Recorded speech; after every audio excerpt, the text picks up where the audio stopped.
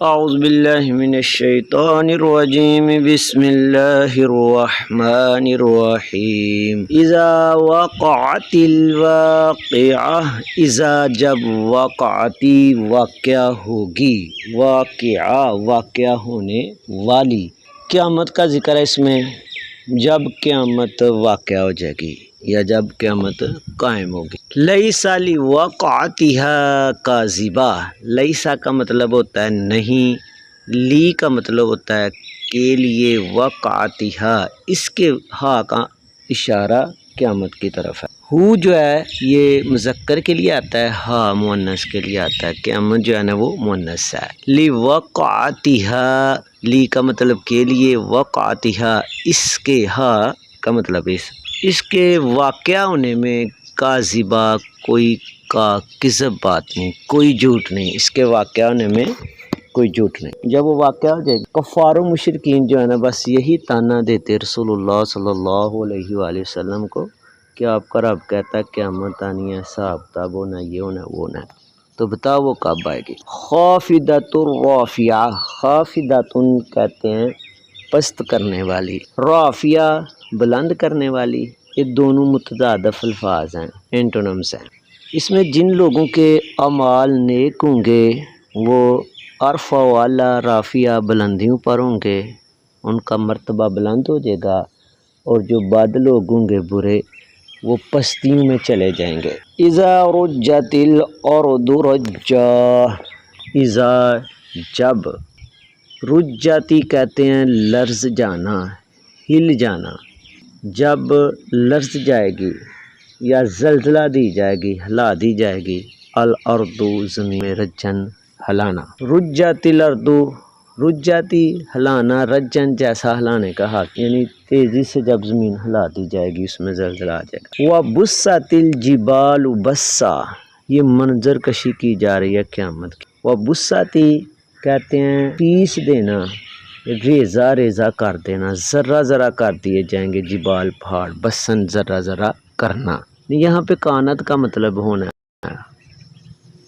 پس کانت وہ ہو جائیں گے پہاڑوں کی طرف اشارہ ہے کیسے ہبا منبثا ہبا کہتے ہیں گرد و غبار کو منبثا کہتے ہیں بکھرا ہوا منتشر گرد و غبار کی طرح ہو جائے گا یہاں پہ اہل علم کہتے ہیں یہ گرد و غبار وہ نہیں جو دکھائی دیتا ہے اس کی مثال دی جاتی ہے کہ سورج نکلا ہو دن کے وقت کمرے میں انسان ہو تو ونڈو کھلی ہو اور اس کھڑکی سے کھلی ہوئی کھڑکی سے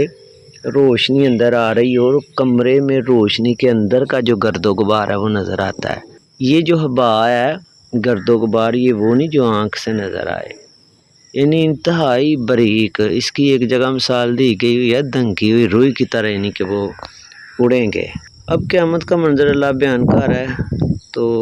یہ وقت ہے کہ ہم لرزنے خوفزدہ ہونے کی بجائے اللہ سے ڈرنے کی بجائے یعنی لوگ آپ دیکھو کوئی کہیں مر بھی رہا ہے تو ویڈیو بنا رہے ہوتے ہیں یا وہ ایک ایز اے کہہ لو تفریح کے طور پہ ان چیزوں کو دیکھ رہے ہوتے ہیں تو یہ انسان کی کہہ لو کہ بہت مردہ دلی ہے اور یہ اللہ معاف کرے کہ اس طرح کی کرختگی کا ایمان سے کوئی لنک نہیں ہے بندہ مومن لرز جانے والا خوف کھانے والا اور عاجز اور نرم ہوتا ہے وَكُنْتُمْ أَزْوَاجًا ثَلَاثَةً واو اور کن ہوگے تم اللہ کہتے اس وقت تم ہوگے ازواجن یہ کہتے ہیں قسم کو ثلاثہ کہتے ہیں تین اقسام میں لوگ ہو جائیں گے ویسے زوج کا لفظ قرآن پاک میں میاں بیوی کے لیے بھی استعمال ہوا ہے لیکن زوج کا مطلب یعنی جوڑے کے لیے بھی استعمال ہوتا ہے لیکن زوج کا مطلب جو ہے نا صنف یا قسم بھی ہوتا ہے تو تین قسموں میں لوگ ہو جائیں گے ان تین اقسام کا بتایا گیا پس اصحاب المیمنہ میمنہ یا یمین کہتے ہیں دائیں ہاتھ کو پس دائیں ہاتھ والے ما اصحاب المیمنہ دائیں ہاتھ والے کیا ہیں ماں کا مطلب کیا ہے یعنی سوالیہ انداز میں اللہ کہتا ہے کہ آپ کیا جانو کہ دائیں ہاتھ والے کیا ہیں واؤ اور اصحاب صاحب یا ساتھی کو کہتے ہیں یا والے کو واصحاب المشأمہ اور ساتھی مشأمہ بائیں ہاتھ کے ساتھی یا بائیں ہاتھ والے. ما اصحاب المشأمہ کیا ہیں بائیں ہاتھ والے. پھر تیسرا گروہ بتایا جا رہا ہے والسابقون السابقون، واو اور والسبقت سے آئیے آگے بڑھ جانے والے. والسابقون سبقت لے جانے والے یا آگے بڑھ، السابقون آگے ہی بڑھ جانے والے، یعنی سبقت لے جانے والے سبقت لے جانے والے ہی ہیں. ان کی طرف اب اشارہ ہے اولئک المقربون. یہ کیا ہیں؟ اولئک کا مطلب یہی ہے. مقربون کہتے ہیں قربت والے،